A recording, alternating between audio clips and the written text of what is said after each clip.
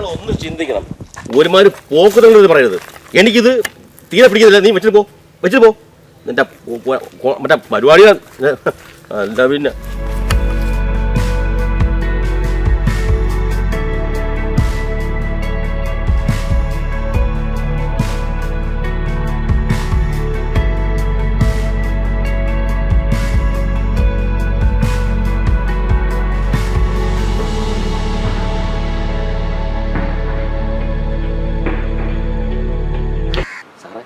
ഈ പകുതി കത്തിയ പാസ്പോർട്ട് കൊണ്ട് തിരിച്ചെടുക്കാൻ പറ്റുമോ?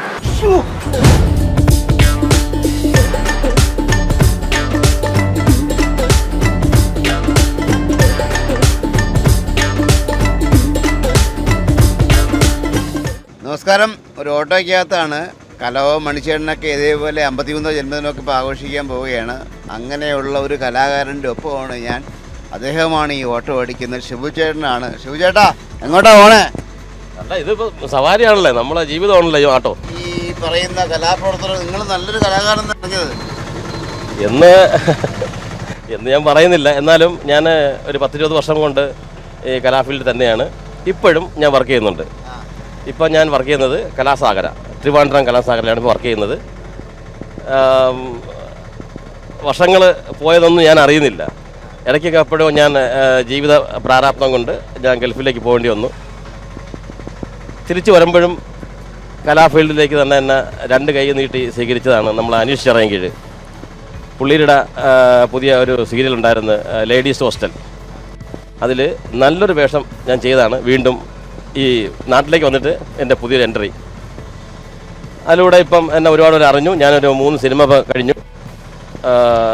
ഇങ്ങനെയൊക്കെ ജീവിതം പോയിക്കൊണ്ടിരിക്കുന്നു. ഈ പറയുന്ന ആർട്ടിസ്റ്റുകളൊക്കെ ഒരുപാട്, നിങ്ങളിപ്പം സീരിയലൊക്കെ വർക്ക് ചെയ്തിട്ടില്ലേ? തീർച്ചയായിട്ടും. അതുപോലെ തന്നെ നിങ്ങൾ മിമിക്രി സ്റ്റേജൊക്കെ വർക്ക് ചെയ്യുന്നില്ലേ? തീർച്ചയായിട്ടും. എന്തുകൊണ്ടാണ് ഓട്ടോ ഓടുന്നത്? ഇതാണ് എൻ്റെ ബേസ്.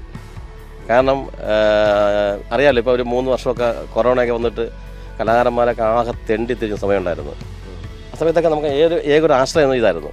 ഇപ്പോൾ ഈ ചില ദിവസങ്ങളൊക്കെ വണ്ടി ഓടാനായിട്ട് ഈ ഒറ്റ അക്കമുള്ള നമ്പർ വണ്ടിയൊക്കെ ഓടാമെന്നൊക്കെ പറഞ്ഞ അങ്ങനെ ഒരു ഇളവൊക്കെ തന്ന് അങ്ങനെ ഓടിയൊക്കെ നമ്മൾ കുടുംബം കഴിഞ്ഞു പോയിട്ടുണ്ട്.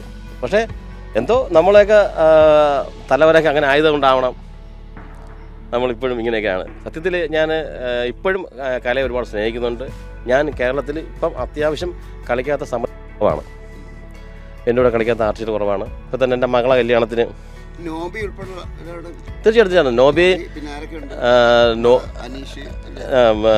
അനീഷ്, നോബി, അതെ, ചെറുങ്ങ അനീഷ്. പുള്ളിയാണ് എനിക്ക് ഭയങ്കര ഓപ്പർച്യൂണിറ്റി തന്നത് കേട്ടോ. ഞാൻ ഈ കുറച്ചാണ് ഗൾഫിലൊക്കെ എന്തപ്പോൾ എന്നെ ആരും പിന്നെ അറിയുന്നില്ല, ഞാൻ ഈ ഫീൽഡിലുണ്ടോ എന്ന് അറിയുന്നില്ല. പിന്നെ പുള്ളി എന്നെ ഒരു സീരിയലിൽ വിളിച്ചിട്ട് നല്ലൊരു വേഷം, അവൻ്റെ ഒപ്പം നിൽക്കുന്ന ഒരു വേഷം തന്നു. ഞാൻ അന്തസ്സായിട്ട് അത് ചെയ്തു എന്നാണ് എൻ്റെ ഒരു വിശ്വാസം. അതിൻ്റെ ഇതിൽ ഒരു ആർട്ടിസ്റ്റുകൾ ആരൊക്കെ എടുക്കുന്നത് സ്റ്റേജിൽ അങ്ങനെ സ്റ്റാർ ഞാൻ കുറവാണ് ചെയ്യാറ്. ഞാൻ ചെയ്യുന്ന കോമഡിയാണ്, അതെ, സ്കിറ്റാണ് ചെയ്യുന്നത്. ഞാൻ പിന്നെ എന്താ പറയുക, അറിഞ്ഞൊരു കാര്യം എന്ന് വെച്ചാൽ ചേട്ടൻ ഇങ്ങനെ റോഡിൽ കൂടെ നടന്നു പോയിട്ട് ഇങ്ങനെ ഒരാൾ ഓപ്പോസിറ്റ് വരുമ്പോഴത്തേക്ക് അയാൾ വിചാരിക്കും നമ്മളെന്തോ അതൊന്ന് കാണിക്കാൻ പറ്റുമോ? സംഭവമൊന്നുമല്ല. നമ്മളിപ്പോൾ നമ്മൾ നടന്നു വരുമ്പോൾ എതിരെ വന്ന ആളത്ത് ഹലോ അല്ല ഇതേന്ന് പറയുമ്പോഴത്തേക്ക് പുള്ളിയോട് നിൽക്കും, ഈ അഡ്രസ്സ് അറിയാമോ? ആ സമയത്തും ഞാൻ പുള്ളിയുടെ മൊത്തം നോക്കുന്നത്. പുള്ളി പറഞ്ഞാൽ നോക്കട്ടെ തുടങ്ങി. എടുത്ത് ഈ അഡ്രസ്സ് പുള്ളി കാണിക്കുകയാണ്. അപ്പോൾ പുള്ളി അപ്പോൾ എനിക്കുള്ള ആൾ എൻ്റെ പരിചയക്കാരൻ ഇവനാണ്. ഞാൻ നിങ്ങളോട് ചോദിക്കുന്നത് വെച്ച് നിങ്ങളിവിടെ വെയിറ്റ് ചെയ്യും. അതുതന്നെ പുള്ളിയെ നമ്മൾ മൈൻഡ് ചെയ്യത്തില്ല. ഈ സാധനം പുള്ളി ഇത് പറയും. അപ്പോൾ അവൻ പറയും ഇതല്ലല്ലേ. അയ്യോ. അപ്പോൾ പുള്ളി ചോദിക്കും എന്നോടല്ല, ആര്? അല്ലല്ല, ഞങ്ങൾ വേറെ പറഞ്ഞതാ പോട്ടെ എന്ന് പറഞ്ഞാൽ ഒരുപാട്. പിന്നെ ഈ പെട്ടെന്ന് ചില അമ്മമാർ നടന്നു വരും. ശരിക്കും അതൊക്കെ ഇപ്പോൾ നമുക്ക് ഓർക്കുമ്പോൾ ഒരു തമാശ തോന്നുമെങ്കിലും വിഷമാണ്. അയ്യോ ആരാ ഈ പൈസ എന്തോ എന്ന് പറയുമ്പോൾ ഉടനെ അമ്മ അറിയാമല്ലേ, പൈസ തറ വിടെന്ന് പറയുമ്പോൾ അവരവിടെ മൊത്തം തൂത്തു വരും. എന്നാൽ പൈസ ഒന്നുമില്ല.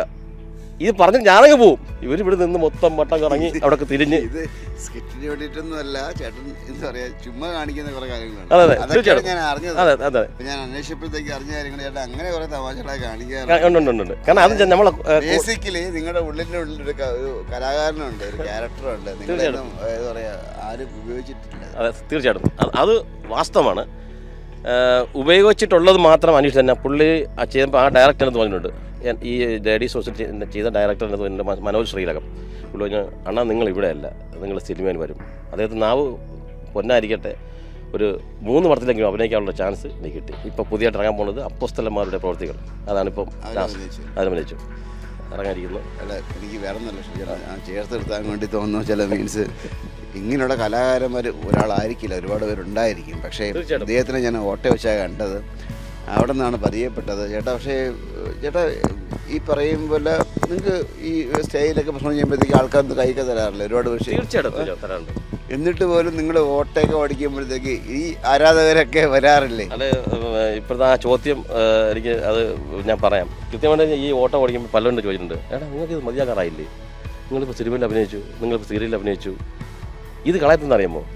ഇതിൽ നിന്നൊക്കെ ചിലപ്പോൾ ഞാൻ വീഴും താഴോട്ട്, എവിടെ എത്തിയാലും ഇതിനൊക്കെ വീഴും. ആ വീഴ്ചയിൽ നോവാതിരിക്കാനുള്ള ഒരു മാർഗ്ഗമാണ് ഈ ഓട്ടോ. അന്നും ഇന്നും ഞാൻ ഓട്ടം ഓടുമ്പോൾ ഞാൻ വീണാലും കുഴപ്പമില്ല, ഞാൻ കയറിയാലും കുഴപ്പമില്ല, അപ്പോഴും ഞാൻ ഓട്ടം ഓടും. അതല്ലേ സത്യം, അതല്ലേ? അപ്പോൾ അതാണ് ഞാൻ ഈ ഓട്ടം വിടാത്തതും. ശരിക്കും വണ്ടിയിലേക്ക് പോകുമ്പോൾ പല സമയങ്ങളും ആക്സിഡൻ്റൊക്കെ പറ്റിയിട്ടുണ്ട്. എന്നാലും ഞാൻ അപ്പോൾ എൻ്റെ സുഹൃത്തുക്കൾ പറഞ്ഞാൽ നിനക്ക് പറ്റിയത് പണിയല്ല, നീ വിടുന്നു. പക്ഷേ എന്നാലും എനിക്ക് പറ്റത്തില്ല. ഫാമിലി എനിക്ക് 3 കുഞ്ഞുങ്ങളാണ്, 2 പെൺമക്കളാണ്. മൂത്തത് മോൻ, ബാക്കി 2 പെൺമക്കൾ. അവർ മക്കൾ 2 കെട്ടിച്ചു. അച്ഛൻ ഇങ്ങനെ ഈ പറയും പോലെ സ്റ്റേജിലും അതുപോലെ തന്നെ ഈ പറയുന്ന സീരിയലിലൊക്കെ അഭിനയിച്ചിട്ട് അച്ഛൻ ഇങ്ങനെ ഓട്ടോ ഓടിക്കുമ്പോഴത്തേക്ക് മക്കളും എല്ലാം പറയാറുണ്ടോ? ശരിക്കും പറഞ്ഞാൽ ഇത് ശരിക്കും ഇതിന് ഞാൻ മറുപടി പറഞ്ഞ പറ്റും. ഞാൻ മിക്ക പരിപാടിക്കും എൻ്റെ വൈഫിനെയും മക്കളെയും കൊണ്ട് പരിപാടിക്ക് പോകാറുണ്ട്. എന്നെ അത്യാവശ്യം എൻ്റെ മക്കളൊക്കെ ചിരിക്കാറുണ്ട്. വൈഫ് അറിഞ്ഞുകൂടാ പരിപാടി ഇതെന്താണെന്നോ മിമിക്സ് എന്താണെന്നോ. അപ്പോൾ ഞാൻ വീട്ടിൽ ചോദിക്കും, എങ്ങനെ ഉണ്ടായിരുന്നു, എന്തോന്ന് നീ വന്ന് പരിപാടിയാണ്? വേറെ ജോലിയൊന്നുമില്ലേ? വേറെ ഒരു ജോലിയില്ല നിങ്ങൾക്ക്, മുതുക്ക് കൂത്താട്ടം, ഞാൻ വന്നിരുന്നേ ഉള്ളെന്ന്. അപ്പം മക്കൾ പറഞ്ഞ് മനസ്സിലാക്കും, അമ്മ ഇത് അച്ഛൻ്റെ പരിപാടിയാണ്. എന്തൊരു പരിപാടി എന്നാൽ കൊണ്ടുപോയില്ലെങ്കിലോ അന്ന് എനിക്ക് വീട്ടിൽ ചോറുമില്ല. അപ്പോൾ ഇതൊക്കെ നമ്മളെ വൈഫ് ഇതൊക്കെ അത് സീരിയലൊക്കെ കണ്ടു കാണിച്ചത് സീരിയൽ ഇതൊക്കെയാണ് നമ്മൾ വൈഫിന് അറിഞ്ഞുകൂടെ കലയെ പറ്റി.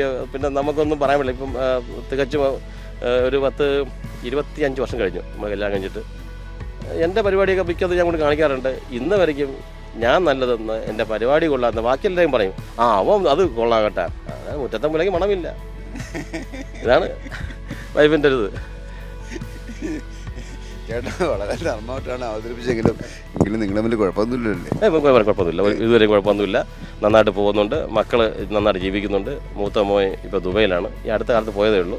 കുറേയൊക്കെ ഇതൊക്കെ മക്കളെ പഠിപ്പിക്കാനും അല്ലെങ്കിൽ കല്യാണം നിശ്ചയിപ്പിക്കാനൊക്കെ ആയിട്ടുള്ള സാമ്പത്തികം ഉണ്ടാക്കിയത് ഈ മിമിക്രി ഫീൽഡിൽ നിന്നാണോ? അല്ല, മിമിക്രി ഫീൽഡിൽ നിന്നായിരുന്നെങ്കിൽ തന്നെയും അന്ന് കഴിഞ്ഞു പോകാനേ പറ്റുന്നുള്ളൂ. അന്നത്തെ നമുക്ക് ഈ കിട്ടുന്നതൊക്കെ അന്ന് അവർക്ക് ആഹാരത്തിനും സ്കൂളിലെ പഠിപ്പിനൊക്കെ ആവുന്നില്ല, ഒന്നും ബാലൻസ് ഇല്ലായിരുന്നു.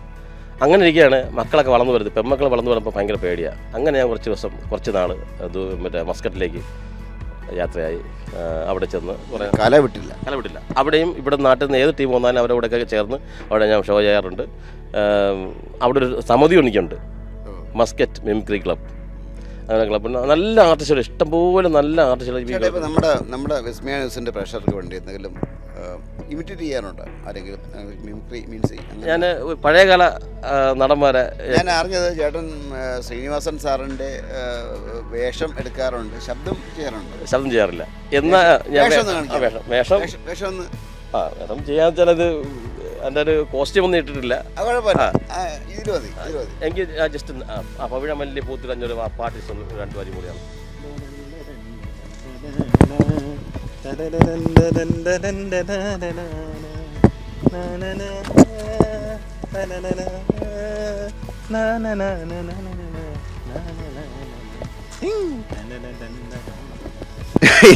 നമ്മൾ കണ്ടു സംഭവം. ശ്രീനിവാസന്റെ ഫിഗർ ചെയ്താണ് ഞാൻ ആദ്യമായിട്ട് മിമിക്രി ഫീൽഡിൽ വരുന്നതും പിന്നെ സ്കിറ്റിലോട്ട് പോകുന്നത്. സ്കിറ്റിൽ കോമഡി തന്നെയാണ് ഞാൻ ഇപ്പം മെയിനായിട്ട് ചെയ്തുകൊണ്ടിരിക്കുന്നത്. ഇപ്പം അതുകൊണ്ട് തന്നെ ഇന്നും എനിക്ക് തരുന്നതൊക്കെ കൃത്യമായിട്ടും ചെയ്ത് പുലിപ്പിക്കാനുള്ളൊരു കഴിവ് ദൈവം തന്നിട്ടുണ്ട്. ചേട്ടാ ആരുടെ വോയിസാണ് ഇപ്പോൾ എടുക്കാൻ താല്പര്യം? സാധാരണ ഇപ്പം നടന്മാരെ അങ്ങനെ ഇമിറ്റേറ്റ് ചെയ്യാറില്ല, എന്നാലും പണ്ടൊക്കെ ഞാൻ ചെയ്യുമായിരുന്നു. മറ്റേ നമ്മളെ ജോസ് പ്രകാശിനെ. ഹലോ മിസ്റ്റർ രാജൻ, ഞാൻ താങ്കൾ ചിരക്കിയിരിക്കുന്നു. ഇന്ന് കിട്ടും 11 മണിക്ക് കൊച്ചി തുറമുറ്റുന്ന കപ്പലിൽ ഒരു പെട്ടി ഭക്ഷണമുണ്ടാവും. എന്നെ പക്കലെത്തിക്കുന്നു, അന്നമാരുടെ രക്ഷയുള്ളൂ. മനുഷ്യേ, നീ പോലീസിനടിക്കാണ് ഭാവമെങ്കിൽ ജഗ്ഗു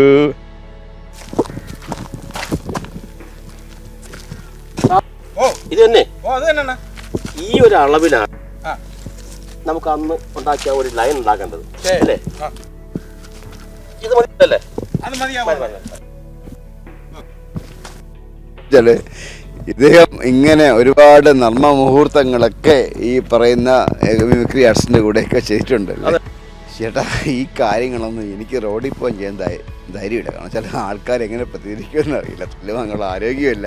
നിങ്ങളിതൊക്കെ ഈ പറയുന്ന വിളിച്ചപ്പോൾ ആൾക്കാർക്ക് പറയുന്നു, മീൻസ് നിങ്ങളുടെ സഹപ്രവർത്തകർ പറയുന്നു നിങ്ങൾ ഇതൊക്കെ സ്ഥിരം ചെയ്യുന്ന ആളാണ്. നമ്മളെ കൂടെ നിൽക്കുന്ന വില്ലിങ് അല്ലെങ്കിൽ ഈ പറഞ്ഞത് കിട്ടും. എന്തോന്ന് അടി പ്ലച്ചം മാറ്റിട്ട് പോകാനേ പറ്റത്തുള്ളൂ. അതെ സത്യമാണ്. കാരണം നിൽക്കുന്നവൻ വില്ലിങ് അല്ലെങ്കിൽ ഇപ്പോൾ സാവു ഞാൻ വിളിച്ചില്ലേ, അവൻ കൃത്യമായിട്ട് മറുപടി വന്നില്ലെങ്കിൽ നെഞ്ചത്തൊരു അടിച്ചങ്ങ് പിടിക്കുവായി. പിന്നെ ഇങ്ങനെ നിൽക്കേണ്ടി വരും എന്നെ വിടണ്ടെന്ന് പറഞ്ഞ്. അപ്പോൾ അതൊക്കെ എടുത്തിട്ട് ചേട്ടാ ഇപ്പോൾ പ്രാങ്ക് ഷോ ഒക്കെ തുടങ്ങുന്നതിന് മുമ്പാണ് നിങ്ങൾ ഈ പരിപാടി തുടങ്ങിയതല്ലേ? പ്രാങ്ക് ഇപ്പോൾ വന്നത് അതിന് മുന്നേ നിങ്ങൾ തുടങ്ങിയ പരിപാടി. ഞാൻ ഇപ്പം അടുത്ത നമ്മൾ അഞ്ചൽ മധു സംഭവം ചെയ്യുന്നുണ്ടല്ലേ, അഞ്ചൽ മധു സംഭവം കൊടുത്തിട്ടുണ്ട്. ഇതുപോലെ ഡ്രസ്സൊക്കെ ഇട്ട് എക്സിക്യൂട്ടീവ് ആയിട്ട് ചെന്നിട്ട് ഇത് കാണിച്ച് ഒരു പ്ലാൻ ആൻഡ് ഫയലൊക്കെ മറിച്ചിട്ട് വീടിന് ഇത്രയും ഭാഗത്ത് ഇരിക്കാൻ വന്ന് കിടന്ന് ഒരു കാര്യമില്ല. ചെന്ന് ഒരു വീട്ടിൽ ചെന്ന് കയറിയിട്ട് ആ ഫയൽ കുത്തിട്ട് ഏതാണ് ഇതിലാണ് വഴി പോകുന്നത് ഇടി പറയാം. ആ പെക്കാസ്റ്റിന് 2 കുത്തു കൊത്തുമ്പോഴത്തേക്കും ആ വീട് അതിനെ വിളിക്കും. ഇപ്പോൾ പറഞ്ഞു കൊടുത്ത് അത് നല്ല ഹിറ്റായിട്ടാണ് ചെയ്തുകൊണ്ടിരിക്കുന്നത്. ഇതിപ്പം ഈ ഫ്രാങ്ക് ചെയ്യാൻ പറ്റുമെങ്കിൽ കൃത്യമായിട്ട് ഒരുപാട് കേരളത്തിലെ ആദ്യത്തെ പ്രാങ്ക് ഷോ മാൻ നിങ്ങളാണെന്ന്. ഇപ്പം നമ്മളെ സുഹൃത്ത് ഇതിപ്പോണ്ട് ചോദിച്ചാൽ പറഞ്ഞ ഫ്രാങ്ക് ചെയ്ത് അടി വാങ്ങിച്ചിട്ടുള്ളതും എന്തൊക്കെ ചെയ്തിട്ടുണ്ടെന്ന് ഈ നിൽക്കുന്ന ഒരു വ്യക്തിക്ക് അറിയാം. കാരണം എൻ്റെ കൂടെ ഒരുപാട് ഇതിന് പുള്ളി ക്യാമറ ചെയ്തിട്ടുണ്ട്. കൃത്യമായിട്ടും അടിയൊക്കെ വാങ്ങിച്ച് കൂട്ടിയിട്ടുമുണ്ട്. ചേട്ടാ നമ്മളിപ്പോൾ ചേട്ടാ ആദ്യം ഒരു അസീസിൻ്റെ അത് കാണിച്ചിട്ട് വേറെ എന്തെങ്കിലും ഇമ്പ്രൂവ് ചെയ്യാനുണ്ട്? KPSCC അസീസ് നേരത്തെ നമ്മൾ ജോസ് പ്രാൻ ചെയ്തു, അത് ചെയ്യാം. ഡ്യൂട്ടി കഴിഞ്ഞിരുന്ന പോലീസ് ഓഫീസറെ താൻ തല്ലിന്ന് കേട്ടു. നേരാണോടാ കൊച്ചനെ, താമ്പൂർമൂർ സർക്കിളാ വട്ട 0. അതിനകത്ത് നിന്നുള്ള കളിയൊക്കെ മതി. പറഞ്ഞതുപോലെ ചെയ്യുന്നവനാ ഈ ചാക്കൂച്ചി. എന്നെ ഓട്ടിച്ചിട്ടാകുക, അതും മരക്കമ്പിൻ്റെ ഇടയിൽ കൂടി. അല്ല പിന്നെ ഏതായാലും ഇങ്ങനെയുള്ള കുറേ കലാകാരന്മാരൊക്കെ ഈ പറയും പോലെ ഞാനതൊക്കെ ഓട്ടയെന്ന് കണ്ടതാണ്. സങ്കടം തോന്നുന്നു. കാരണം അർഹമായ അംഗീകാരവും അല്ലെങ്കിൽ ഒന്നും കിട്ടിയിട്ടില്ല. ഈ പറയുന്ന അദ്ദേഹത്തിൻ്റെ കൂടെയുള്ള ആൾക്കാരൊക്കെ കുറച്ച് പേരൊക്കെ വലിയ ലെവലിൽ പോയി നല്ല ലെവലൊക്കെ നിൽക്കുന്നുണ്ട്. ഇപ്പോഴും ഓട്ടയെ ഓടിച്ച് നിത്യജീവനത്തിന് വേണ്ടി കാശ് വേണം. എന്തായാലും വീട്ടിൽ അരിയോ കഞ്ഞിയോ എന്തെങ്കിലും വെക്കണമെങ്കിൽ, അല്ലെങ്കിൽ പച്ചക്കറിയോ ആണെങ്കിൽ, അല്ലെങ്കിൽ വീട്ടിലൊരു സംഭവം നടക്കണമെങ്കിൽ കാശ് ഉണ്ടായാലേ പറ്റൂ. അതല്ലേ തീർച്ചയായിട്ടും. അതാണ് എൻ്റെ ഈ വയസ്സ്. സാർ ചോദിച്ചല്ലോ എൻ്റെ അടുത്ത്, ഇതായത് ഇതെന്താ ഇങ്ങനെ ഓട്ടം ഓടുന്നത്. ഇതാണ് എൻ്റെ വയസ്സ്. ഇതിന്ന് കിട്ടുന്ന പൈസ എന്ന് പറയുമ്പോൾ അത് വേറൊരു സുഖം. കലയ്ക്ക് അതിൽ കേട്ട് സുഖം. പക്ഷെ അത് കല ഇപ്പം കുറവാണ്, കിട്ടുന്നില്ല. എന്തായാലും നല്ല നല്ല ചാൻസുകൾ വരുമെന്നുള്ള പ്രതീക്ഷയിൽ ഞാൻ ഇപ്പോഴും കാത്തിരിക്കുന്നു. ശരി, ശിവചേട്ടനെ നമ്മളിങ്ങനെ വാരി പിടിക്കുകയാണ്. ശിവചേട്ടന് ഇനിയിപ്പോൾ ഒരുപാട് അവസരങ്ങൾ ഉണ്ടാവട്ടെ എന്ന് പ്രാർത്ഥിക്കുകയാണ്. Thank you. കാരണം എന്താ പറയുക, ഒരു ഓട്ടയെന്ന് കിട്ടിയ മനുഷ്യനാണ്. കണ്ട് പരിചയപ്പെട്ടതിന് ശേഷമാണ് അറിഞ്ഞത് ഇദ്ദേഹം.